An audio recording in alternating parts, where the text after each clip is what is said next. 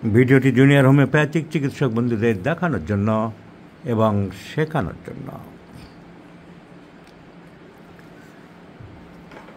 শ্বাসকষ্ট, respiratory distress বা dyspnoea বা রেসপিরেশন অ্যারেস্টেড, যাই বলি না কেন, এই ভদ্রমহিলার বয়স 29, এইজ অ্যাবাউট 29 ইয়ার্স, শ্বাসকষ্টে কষ্ট পাচ্ছে। কেস টেকিং করেছে আমাদের একজন জুনিয়র ডাক্তারবাবু। তো চেকিং করতে গিয়ে অনেক ভুলভ্রান্তি ধরা পড়ল, সেইগুলোই বলার জন্য। এবং কেস টেকিং যেটা করা হয়, যে ফরম্যাট আমি দিয়েছি সেই ফরম্যাটে এই ছেলে পালন করেনি, তার জন্য বকাঝকা খেয়েছে। তাহলে আমি প্রথম থেকে এটা কেস টেকিংয়ের মতন একটা লাইভ কেস টেকিং হিসাবে এই কেসটা দেখাচ্ছি। আমাদের রোগীকে জিজ্ঞাসা করতে হবে, তোমার মেন কষ্ট কী জন্য তুমি এসেছো? রোগী বলেছিল, ডাক্তারবাবু আমার ক্রনিক অ্যালার্জি। আমাদের ছেলেটি তাই লিখল chronic allergy. Doctor chronic allergy মানেটা কি? What is allergy? রোগী যা বলল তাই লিখল, তার মানে তো সে কিছুই বুঝলো না বা জানলো না।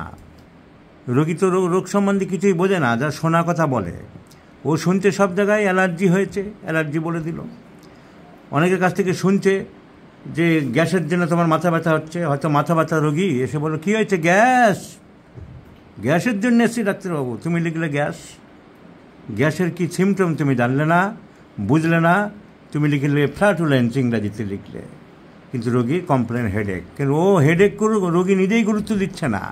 রোগী ভাবছে তো গ্যাস। আপনার যে মাথার যন্ত্রণা, আপনি গ্যাস বললেন, ওই তো গ্যাসের থেকেই তো হচ্ছে ডাক্তারবাবু। ব্যাস হয়ে গেল। তো ক্রনিক অ্যালার্জি লেখা কত বড় মারাত্মক ভুল। তাছাড়া অ্যালার্জি লিখলেও অ্যালার্জি অনেক রকম হয়। What is allergy? Allergic means the antagonistic relation between the external forces and the বডির ফোর্স। বডির ফোর্স মানে শরীরের ফোর্স, মানে জীবন, মানে লাইফ ফোর্স, মানে ভাইটাল ফোর্স, মানে জীবনী শক্তি, তার সাথে বাইরের একটা লড়াই, তাকে বলা হয় অ্যালার্জি। বাইরের লড়াই হতে পারে আবহাওয়ার সাথে, খাবারের সাথে, গার্মেন্টের সাথে, ওয়েদারের সাথে। সহ্য হচ্ছে না, শরীর নিতে পারছে না।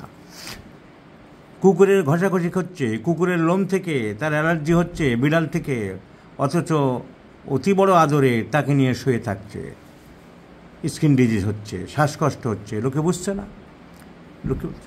আপনার বাড়িতে কুকুর ছাগল আছে? হ্যাঁ, একটা আছে আমার টম ডাক্তারবাবু, কিন্তু টমের জন্য তো আমার কোনো অসুবিধা হয় না। সে আমি দুবেলা শ্যাম্পু করছি, জানেন, দুবেলা সাবান দিচ্ছি, ওর জন্য কোনো অসুবিধা হওয়ার কথা না।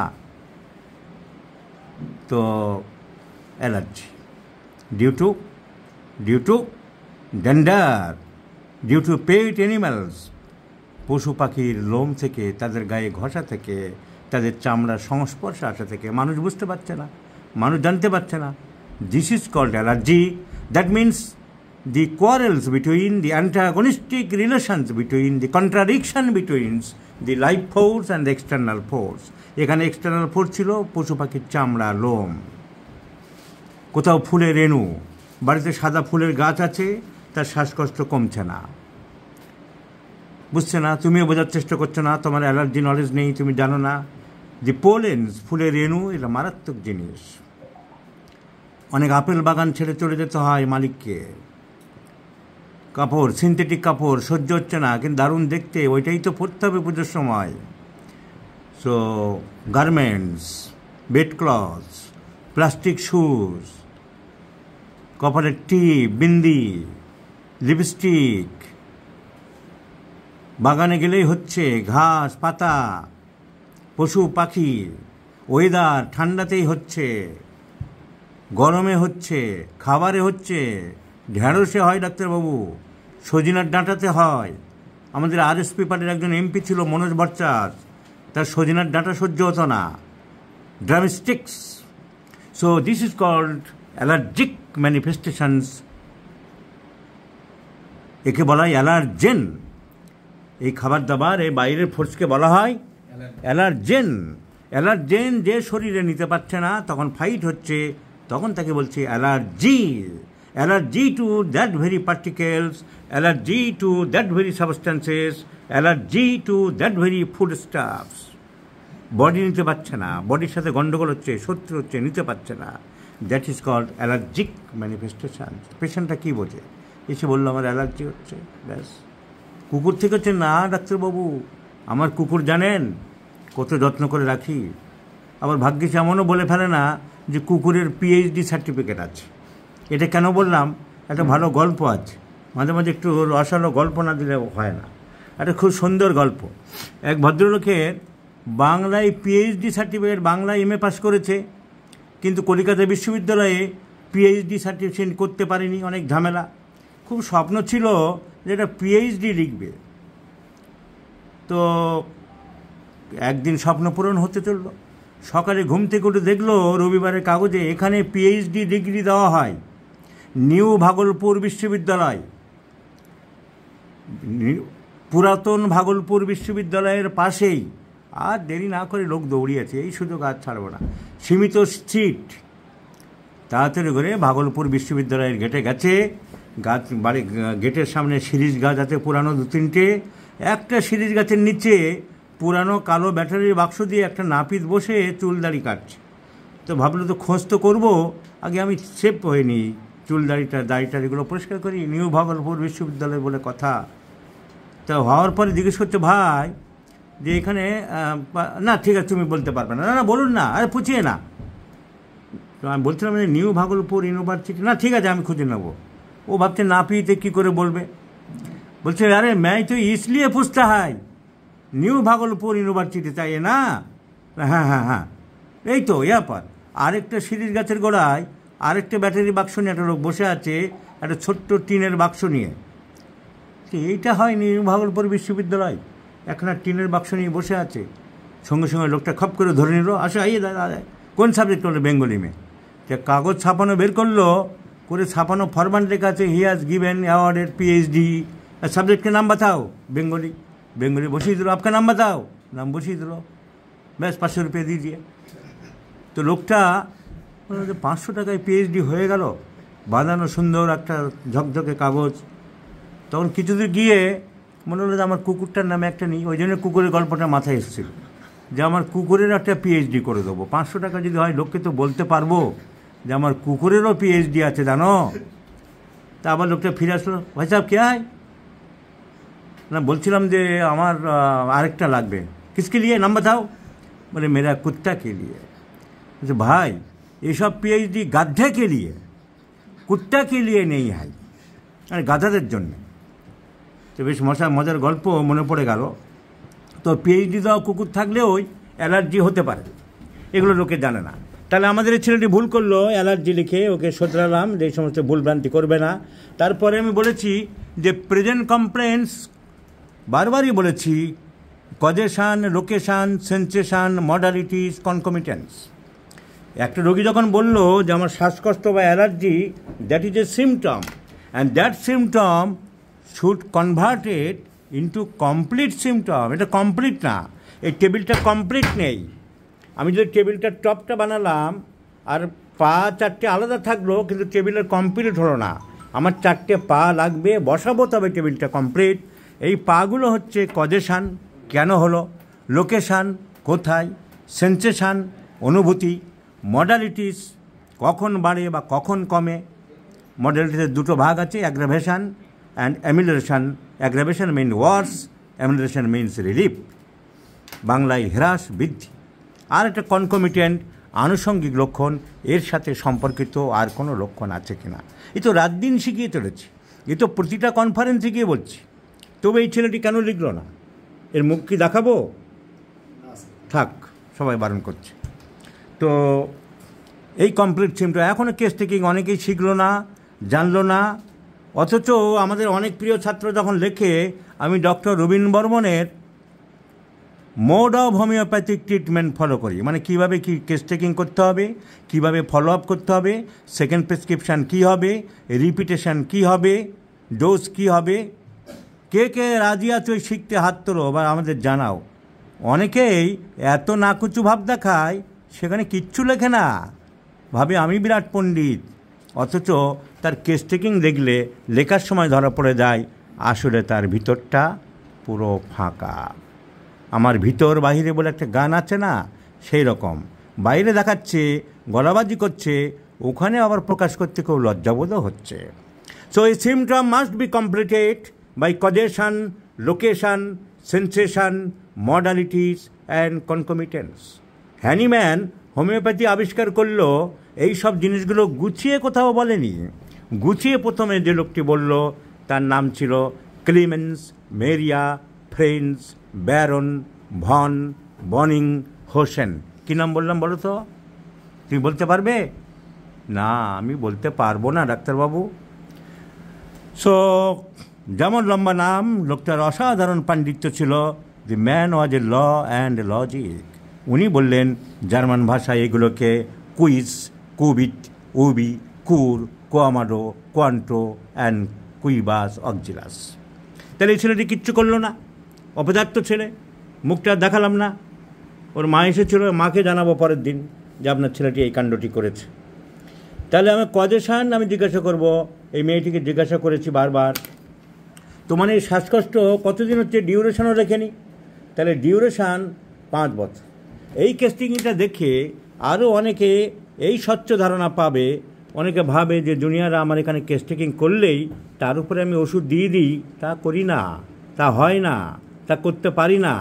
রোগী আমাকে দেখানোর জন্য এসেছে, ওরা একটা ফরম্যাট ফিল আপ করলো, কিন্তু সেটা কতটা সত্য, কতটা মিথ্যা, কতটা বাস্তব, কতটা প্র্যাকটিক্যাল আমি ভেরিফাই করব, আমি অ্যানালিসিস করব।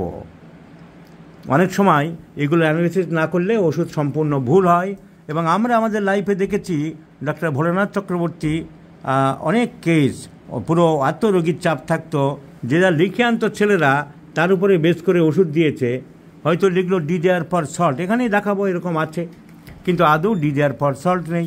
কিংবা অ্যাভারশন টু সল্ট, ও লিখে দিল ডিজায়ার ফর সল্ট, বোঝার ভুলের জন্য, ইন্টারপ্রিটেশনের গণ্ডগোলের জন্য। তাহলে ডিউরেশন লিখে নিই, ডিউরেশন লিখলাম 5 বছর। কজেশন আমি জিজ্ঞাসা করলাম বারবার, তোমার যে 5 বছর ধরে শ্বাসকষ্ট হচ্ছে, ওহে সুপ্রিয়া দেবী, কোনো নির্দিষ্ট কারণ মনে পড়ে, কোনো ঘটনা মনে পড়ে?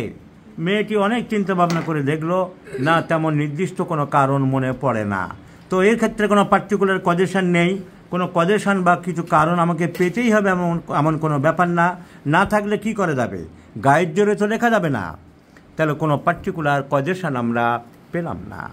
লোকেশানের আবার কি? শ্বাসকষ্ট লোকেশান মানে লাংস খুব একটা প্রয়োজনের ব্যাপার নয়, যেখানে লোকেশান অন্য জায়গায় প্রয়োজন। তাহলে আমার এবারে দরকার মডালিটি বা সেন্সেশান। সেন্সেশানের এখানে কোনো প্রয়োজন নেই, modality is very very important.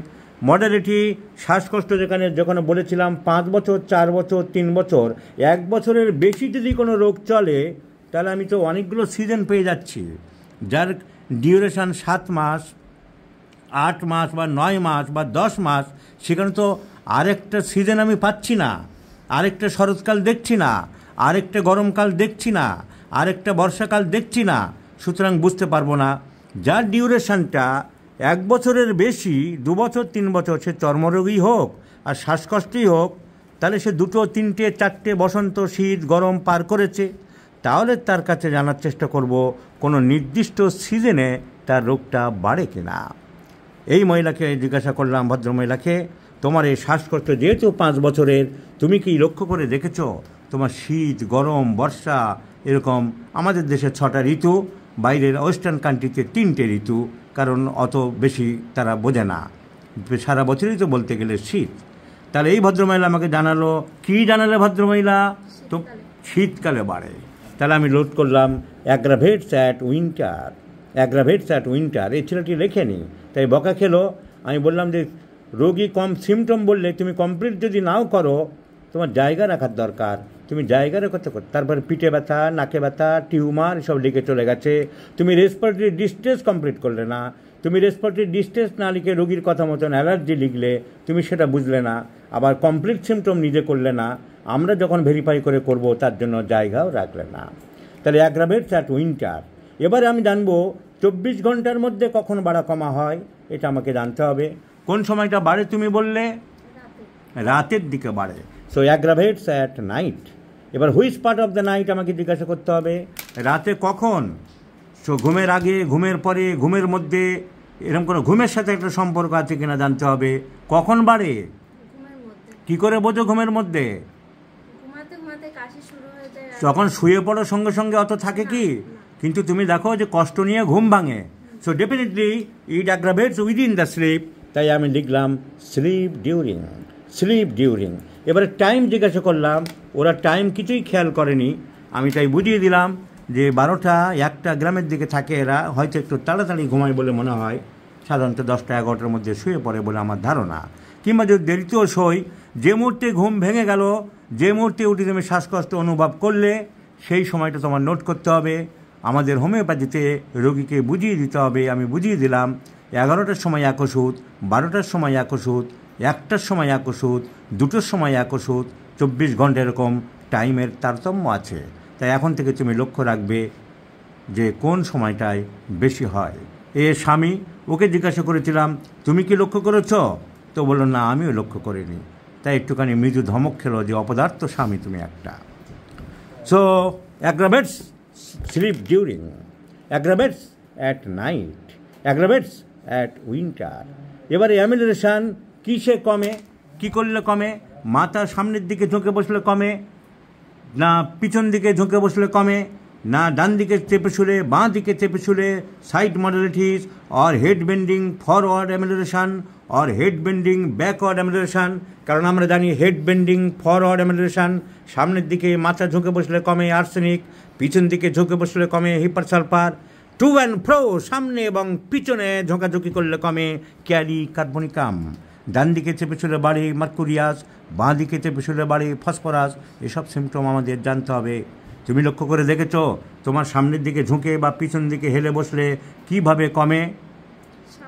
সামনের দিকে ঝুঁকে বসলে কমে। সঙ্গে সঙ্গে আমি নোট করে নিলাম relieve by head bending forward.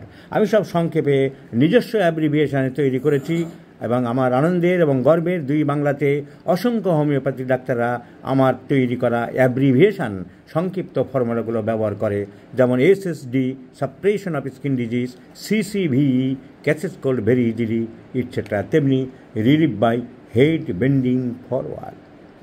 খাবার দাবার ঠান্ডা গরম কোনটা খেলে কমে কিনা এইসব লক্ষ্য করেছো, বা বাড়ে বা কমে? গরম খাবারে কমে না গরম জল টল খেলে কমে? গরম চা গরম জলে কমে। সঙ্গে সঙ্গে নোট করলাম রিলিভ বাই ওয়ার্ম ড্রিঙ্কস। তার এই সব মডেলিটি আমাদের জুনিয়র ডাক্তার কিচ্ছু লেখেনি, কিচ্ছু বোঝেনি। এরকম অনেকেই কিচ্ছু বোঝে না, কিন্তু যে মুহূর্তে তাকে বলা হয় doctor Robin Barman's mode of homeopathic treatment সম্বন্ধে তুমি জানো কিনা বা পছন্দ করো কিনা, অনেকেই নির্বাক হয়ে থাকে। শেখার ইচ্ছা নেই, সে জানার ইচ্ছা নেই, বোঝার ইচ্ছা নেই, কারণ পলিফার্মেসি করে বেড়াচ্ছে আর সামনে এসে হয়তো খাতির করছে। So menstrual history normal. এই যে টিউমার লিখেছে ছেলেটি, tumour in right lumbar region, এ ভুল লেখা। 1 lipoma in right lateral abdominal wall, পেটের ডান দিকে একটা ছোট্ট লাইপোমা পাওয়া গেছে।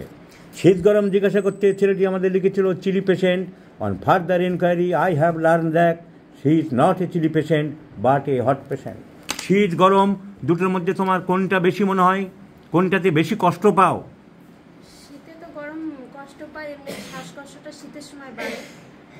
শ্বাসকষ্ট শীতে বাড়ে, সেটা আমরা লিখেছি যে এই ডিসপনিয়া অ্যাগ্রাভেটস অ্যান্ড উইন্টার। আর এমনি গরমে বেশি হাঁসফাঁস করো না শীতে বেশি কাবু হয়ে পড়ো, কোনটা বেশি অসুবিধা? এমনি গরম বেশি। আমাদের ছেলেটি ভুল করে লিখেছিল চিলি পেশেন্ট, চিলি পেশেন্ট, কিন্তু পেশেন্ট হট। ও বোঝাতে চেয়েছে যে আমার শ্বাসকষ্টটা শীতকালে বাড়ে, ঠান্ডাতে বাড়ে। তো দুটোর মানে এক নয়। Patient hot but dyspnoea aggravates at winter. মিষ্টি অপছন্দ করে, খাবার দাবার একটু গরম ভালোবাসে। অন্যান্য জেনারেল সিমটমগুলো জিজ্ঞাসা করেছে, সেইগুলো অল্প টাচ করছি। এখন আর past history, family history, general symptom শেখাতে যাব না, তার কারণ ভিডিও অনেক বড় হয়ে যাবে। আমরা কি পেলাম? Tidy patient, fear of ghost and darkness, জিনিসপত্র পরিষ্কার পরিচ্ছন্ন।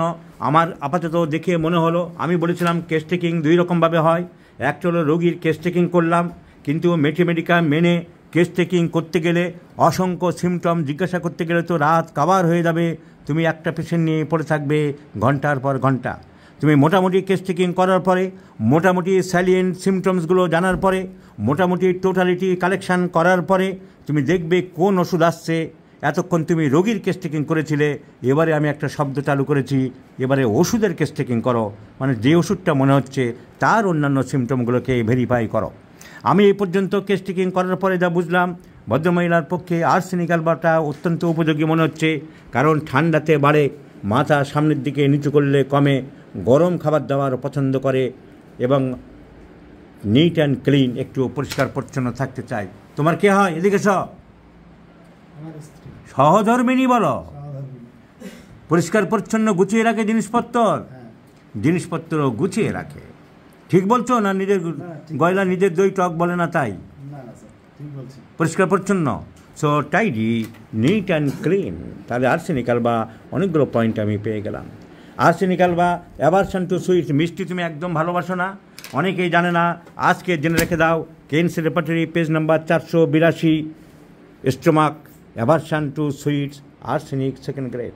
অনেকেই খেয়াল করে না, শুধু গ্রাফাইটিস জানে, ফসফরাস জানে, কিন্তু সালফার আছে, মার্কুরিয়াস আছে, কস্টিকামস অনেকেই জানে, arsenic also aversion to sweets. তাহলে আর্সেনিক আমাদের আরেকটা সিমটম কভার করলো, অ্যাভারশন টু সুইটস। আর গরম খাবার দাবারে রিলিভ হয়, গরম খাবার দাবার পছন্দ করে এবং তাতে রিলিভও হয়। রিলিভ হয় এখানে পাবো না স্টোমাকে, কিন্তু পছন্দ করে দেখছি আমি। Desire for warm drinks, arsenic first grade. আর আমি বলেছিলাম যে সহজে সুবিধার জন্য টেবিল রেপার্টরি ছোটো ছোটো বের করছিলাম, সেইখানে পটপট দেখে নেবো। এই আমার রেপার্টরির কাজ চলছে, রেপার্টরি অফ দ্য অ্যামিলেশন, ফটাফট দেখে নেবো। ড্রিঙ্কিং ওয়ার্ম অ্যামিলেশন, এখনও কারেকশান চলছে। আমি আমার ক্লিনিক্যাল এক্সপিরিয়েন্স থেকে নোট করছি, কোথাও বাদ দিচ্ছি, কোথাও যোগ করছি। এই যে আছে arsenic. Drinking warm water or warm food amelioration, arsenic, chelidonium, lycopodium, etc. important. So arsenic is the choice of medicine, my friend. So case taking properly গুছিয়ে করতে হবে। এই কেস টেকিং মোটেই পছন্দ হয়নি আমাদের। অনেক ছেলেরা এখানে আসে, তার মানে অনেকেই বলে যে এদের দিয়ে করাচ্ছেন, এরা সব পাচ্ছে না। আমার আপাতত কিছুটা ফরম্যাটের জন্য আমি করাই, but final choice, I am the final author, I am the final authority. ওদের উপর তো ভরসা আমি করবো না। কিছুটা ফ্রেম ওয়ার্ক করলো, তারপরে গুছিয়ে দেখে ওদের যেটুকু ঘাটতি আছে সেটুকু শেখানো হয় এবং ফাইনাল চয়েস আমি করি। তাহলে এই কেসটা শুধু ভিডিওর জন্য ডেমনস্ট্রেশন না দিয়ে একটা লাইভ কেস টেকিংয়ের মতো করে দিলাম। অনেকেই বারবার বলে স্যার একটা লাইভ কেস টেকিং দিন, সেই লাইভ কেস টেকিং আমি দিলাম। প্রথমে present complaints of the patient, এবং প্রেজেন্ট কমপ্লেন্ট যে কমপ্লেন্টটাকে আমি, যে সিমটমটাকে আমি কমপ্লিট সিমটমে করব, position, location, sensation, modalities, concomitant. এর যেমন কনকমিটেন্ট জিজ্ঞাসা করা হয়নি, কনকমিটেন্ট কী ছিল এখানে, যে তোমার যখন শ্বাসকষ্ট হয় তখন তোমার সেই সাথে সম্পর্কিত অন্য কোনো লক্ষণ আছে, যে লক্ষণ শ্বাসকষ্টের সাথে সম্পর্কিত নয়। যেমন যদি বলে আমার বুকের ভিতরে ব্যথা করে, আমার দম নিতে কষ্ট হয়, সেগুলো কিন্তু হবে না, কারণ এগুলো শ্বাসকষ্টের সাথে সম্পর্কিত লক্ষণ, common symptom of the respiratory distress. কারো যদি পেটে ব্যথা হয়, তার সাথে যদি বলে আমার বমি হয়, আমার বমির ভাব হয়, আমার গ্যাস হয়, অম্বল হয়, মুখ জ্বালা করে, গলা বুক জ্বালা করে, টক ঢেকুরেটে, all are common symptoms of the gastritis or gastrointestinal disorder. কিন্তু যদি বলে সেই সময় আমার সারা শরীর ঘামে ভরে যায়, that is peculiar uncommon symptom and that is accepted as concomitant symptoms, my friend. Menstruation হচ্ছে মাসিকের সময় পেট ব্যথা হয়, মাসিকের সময় বুক ব্যথা করে, একটু ব্রেস্টে ব্যথা হয় হরমোনের জন্যে, দিজ আর কমন সিমটমস। কিন্তু মাসিকের সময় মেয়েদের কানে ব্যথা তো কমন সিমটম নয়। Pain in the hand, roaring sensation in the ears, that is uncommon symptom, and these uncommon concomitant symptom belongs to creosote. গলায় ব্যথা হয়, ম্যাককার। পায়ে ব্যথা হয়, কাশির সময় তো বুকে ব্যথা কমন সিমটম, কাশির সময় থায়ে ব্যথা হয়, নি জয়েন্টে ব্যথা হয়, হিপ জয়েন্টে ব্যথা হয়, causticum and cuprum metallicum are the concomitant symptoms. So causation, location, sensation, modalities and concomitants are the important symptoms should be collected to complete the symptom.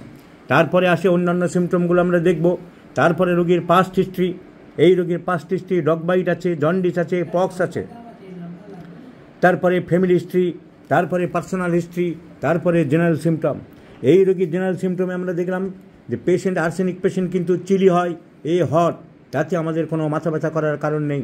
আমাদের ট্রপিক্যাল কান্ট্রি, এখানে হিট কোল্ড রিলেশন নিয়ে আমি বলেছি, খুব strong থাকলে ভালো, না হলে অন্যান্য সিমটম কভার করে গেলে কোনো মাথা ব্যথা করার দরকার নেই। একটা স্ট্রং সিমটমকে মাথায় রেখে যারা ঘোরাঘুরি করে, যেমন লেফট সাইড না হলে ল্যাকিসিস দেবো না, রাইট সাইড না হলে লাইকোপোডিয়াম দেবো না, খুব সিম্প্যাথেটিক না হলে কস্টিকাম ভাববো না, চটচটি আঠার মতন রস না হলে স্কিন ডিজে গ্রাফাইটিস দেবো না, চান করতে অপছন্দ না হলে সালফার দেবো না, তারা মূর্খের স্বর্গে বাস করে। কারণ আমি যদি আমার মাকে চিনি, আমার বাবাকে চিনি, তার সব সিমটমকে, আমার মা আগের দিন যে কানে দুল পড়েছিল সেইটা পরেনি বলে যে আমার মা হবে না, তা যেমন হতে পারে না। আগের দিন যে কাপড়টা পরেছিল সেই কাপড়টা পরেনি বলে আমার মা হবে না, তা তো হয় না।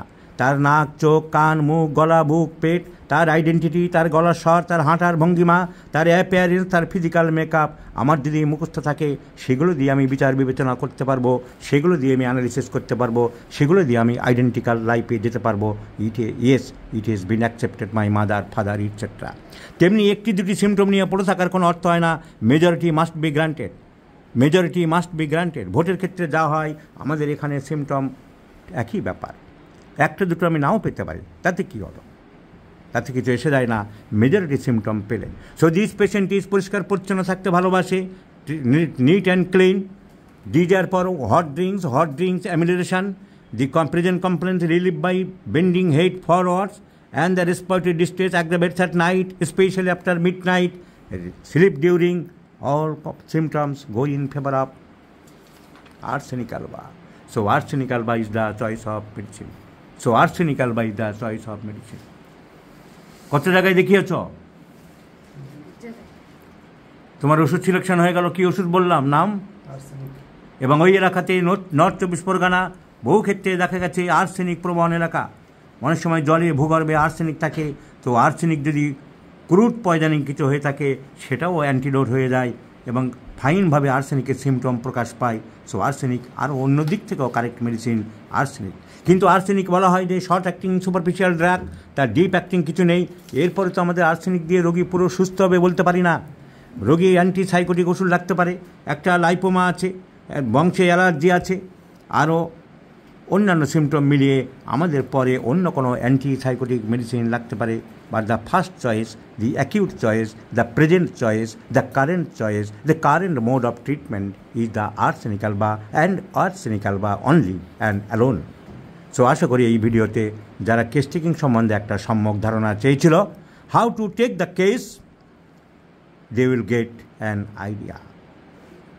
Interpretation of the case, how to interpret the symptoms, how to analyze the symptoms, how to evaluate the symptoms. They have got an idea, I do believe, my friends. তোমাদেরকে অসংখ্য ধন্যবাদ। তোমাকে কেসটা দাঁড় করে রেখে ডাক্তারদের শেখানো তোমরা পারমিশন দিয়েছো, সেজন্য অসংখ্য ধন্যবাদ। আপনার তো এটা আমার তো কর্তব্য না, আপনি বলে